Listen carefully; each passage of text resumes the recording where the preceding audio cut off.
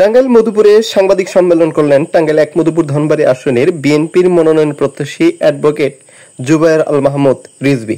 ১৪ August বৃহস্পতিবার সন্ধ্যায় মধুপুরে সংবাদ সম্মেলন করেন সদ্য ঘোষিত সংসদ সদস্য মনোনয়ন প্রত্যাশী।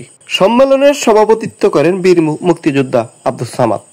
এ সময় উপস্থিত ছিলেন জাহাঙ্গীরনগর বিশ্ববিদ্যালয় ছাত্রদলের যুগ্ম আহ্বায়ক মশিউর রহমান রোজেন, ঢাকা বিশ্ববিদ্যালয় ছাত্রদলের সহসাংগঠনিক এস.এম. সাইফ, মধুপুর পৌর ছাত্রদলের সাবেক সদস্য সচিব মৃদুল খন্দকার, ধনবাড়ী পৌর ছাত্রদলের সাবেক যুগ্ম আহ্বায়ক মুস্তাইন বুলবুল, টাঙ্গাইল জসকোটের এপিপি সোহানুর রহমান সহ অনেকেই।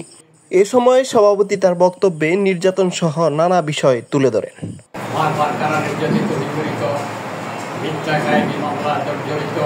আমরা এমন রাজপথে লড়াই এবং সংগ্রামের পরীক্ষিত নেতা, তরুণ নেতা, সংগ্রামী নেতা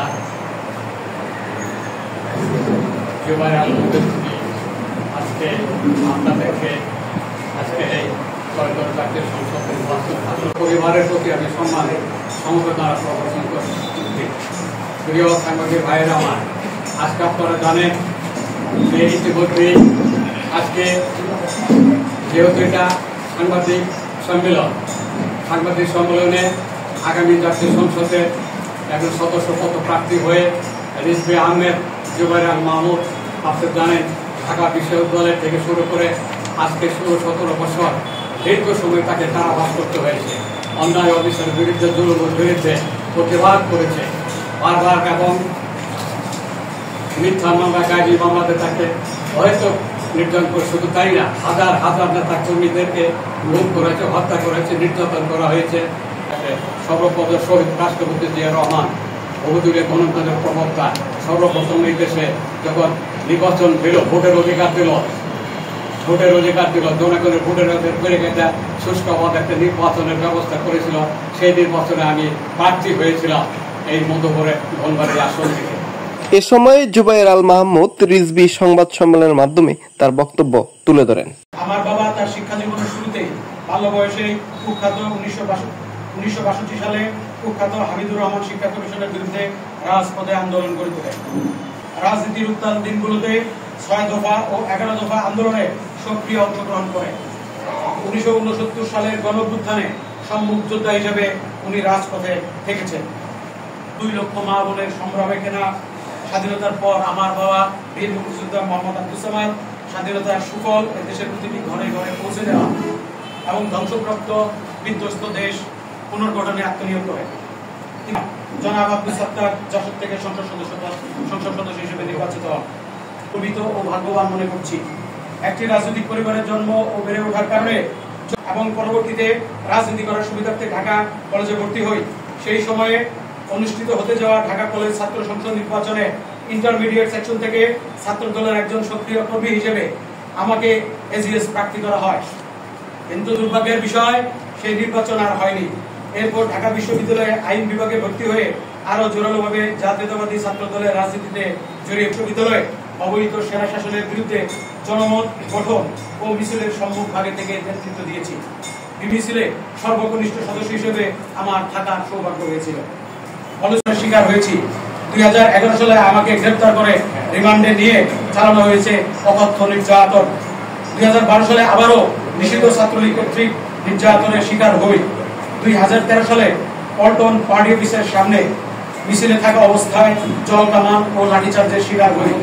প্রচন্ড আহত অবস্থায় আমাকে গ্রেপ্তার করা হয়। ২০২৪ সালের কুখ্যাত ৫ই জানুয়ারি একতরফা নির্বাচন বর্জনের সেই দুঃসহ কঠিন আন্দোলনে আমি রাজপথকেই বেছে নিয়েছিলাম। সেই পাতানো নির্বাচনের অব্যবহিত করে ২০১৫ সালে ৫ই জানুয়ারি আপসী নেত্রী বেগম খালেদা জিয়া সারা দেশে অনির্দিষ্টকালের জন্য অবরোধ আহ্বান করেন। সেই ১৫ রাত আনুমানিক ২:৩০ থেকে ৩টার মধ্যে প্রচন্ড আহত অবস্থায় চোখ বেঁধে অজু করিয়ে কালেমা পড়িয়ে ক্রস ফায়ারের জন্য পুলিশের গাড়িতে বিভিন্ন স্থানে নেওয়া হয়। কিন্তু আল্লাহর কাউন্সিলে আমি সাধারণ সম্পাদকের প্রার্থী ছিলাম। পরবর্তীতে ছাত্রদল কেন্দ্রীয় সংসদের সহসভাপতি হিসেবে দায়িত্ব পালন করেছি। ২০২২ সালের ২৬শে মে ঢাকা বিশ্ববিদ্যালয়ের ছাত্র দলের মিছিলে সন্ত্রাসী ছাত্রলীগের পেটোয়া হেলমেট বাহিনী নির্দয়ভাবে গুলি ও সশস্ত্র হামলা চালায়। মারাত্মক আহত অবস্থায় আমি সহ অনেক ছাত্র নেতা কর্মীকে হাসপাতালে ভর্তি করা হয়।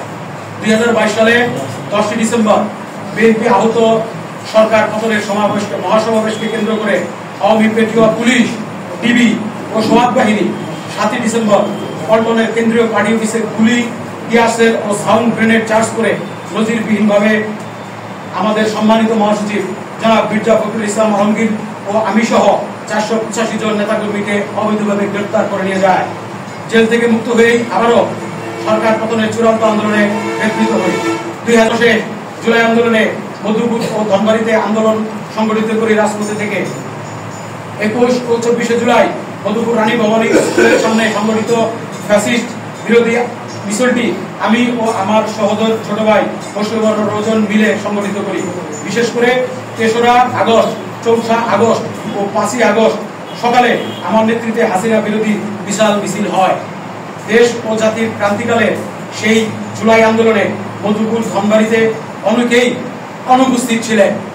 আমি বিগত দিনে 34টি মিথ্যা মামলার আসামি হয়ে 4 দফা মধুপুর থেকে তানভীর তৌসির, মধুপুর বার্তা 24।